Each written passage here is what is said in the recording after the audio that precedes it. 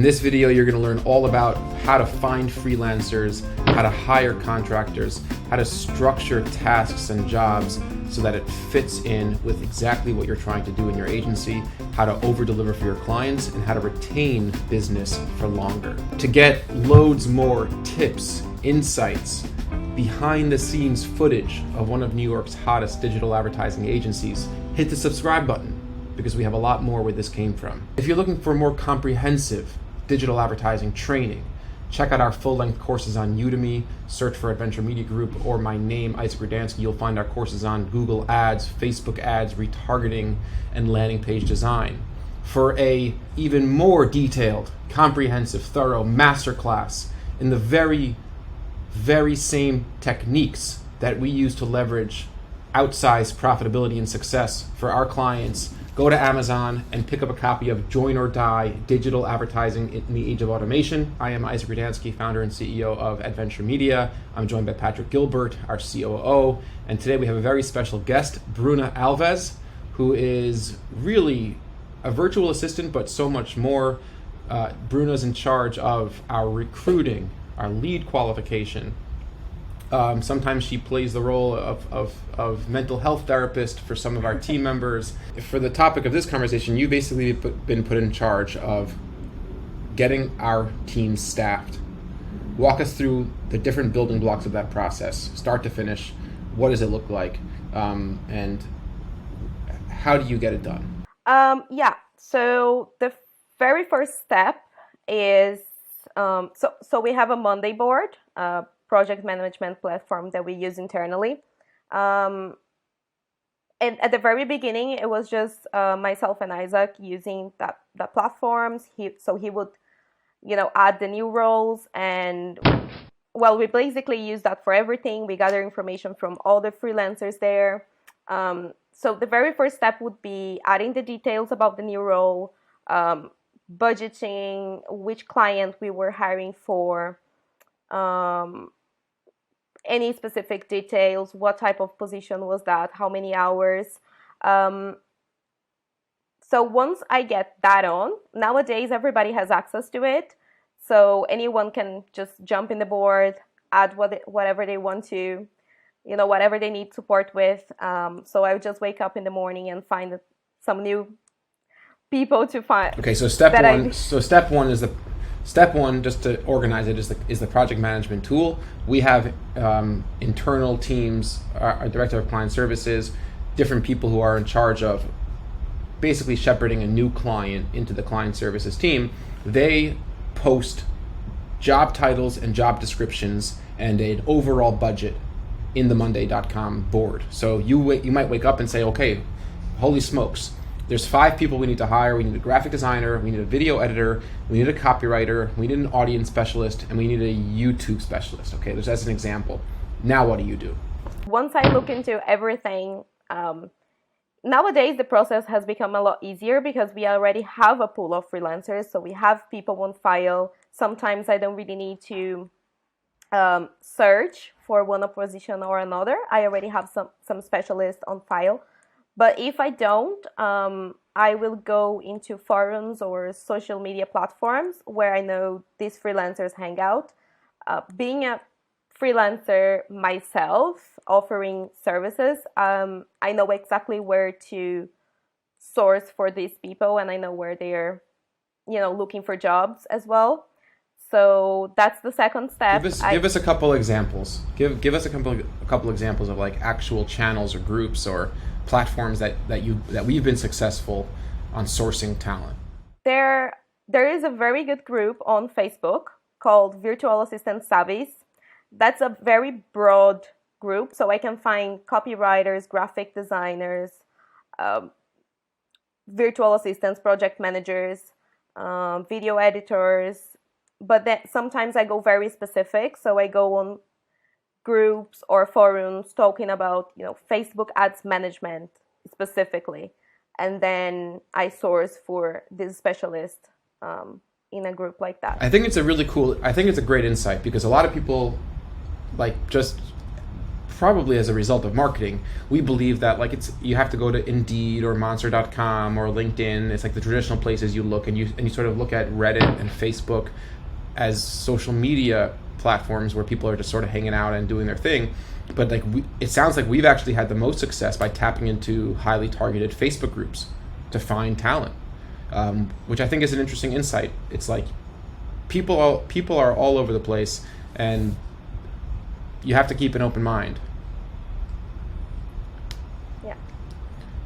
So Absolutely. what do you do? So you go to let's say you go to the Facebook group and you post that we have certain job opportunities. Now here comes the tricky part, right? Because we need to really vet people and make sure that people have the right skills, make sure that people have the right personality. Like there's a whole bunch of different complicated pieces to this process of you actually finding somebody who might be a candidate for not only Adventure Media, but for the client.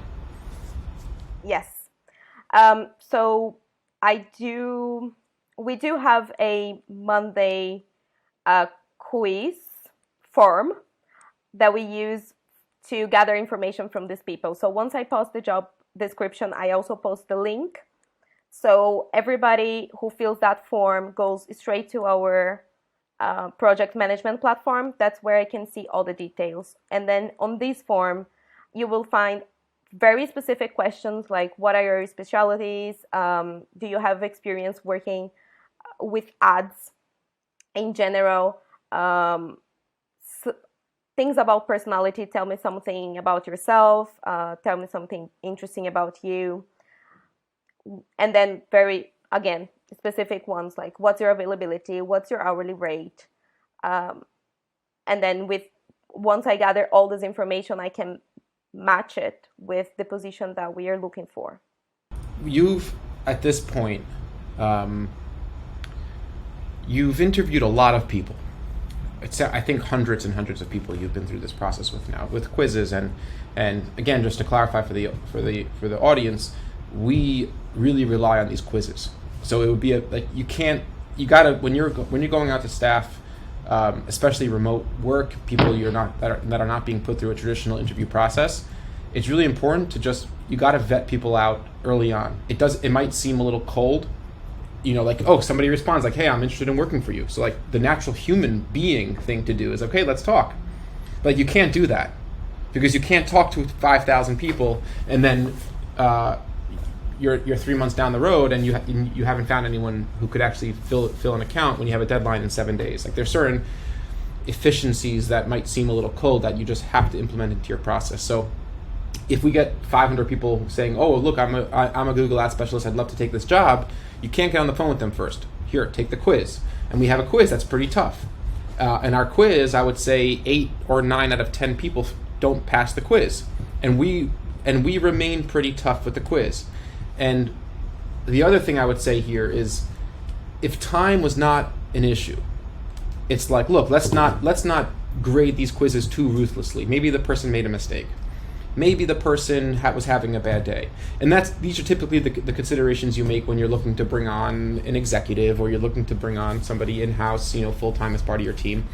Over here, where there's a greater consideration on efficiency of the process, it's like, no, like across the board, we have certain rules for which there really are no exceptions. Like you pass the quiz, you move on, and now we have a 15-minute conversation. You don't pass the quiz, you get an automated email saying the role we don't think it's a good fit. So I think that's an important thing if somebody listening to this wants to implement.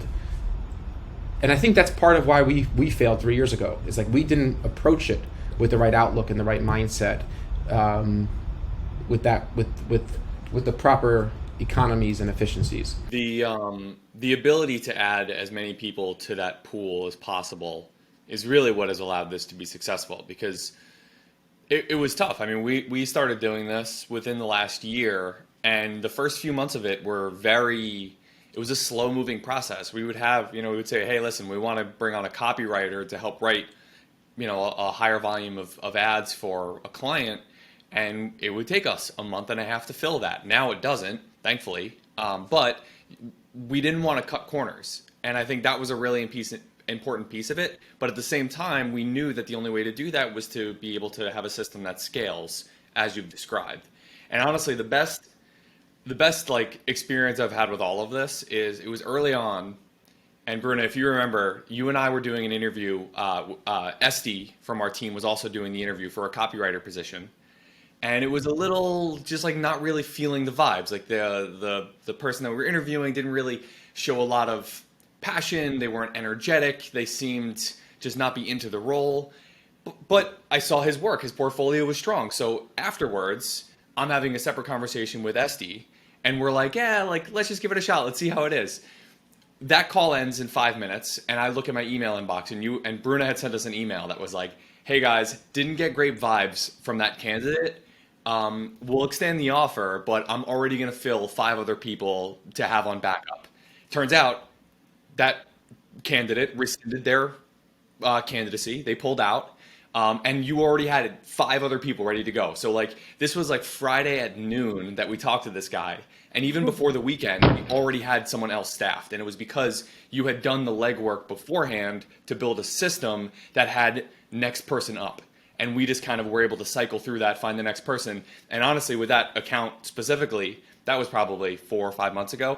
The person that we ended up choosing has been great, and we've been doing great work with them. They've been providing a lot of support. That account has been doing really well. So just that mentality of like, I'm not going to cut corners, I'm not going to make exceptions, but I'm also going to build a system that scales is really, really important. Bruna, thanks so much for joining.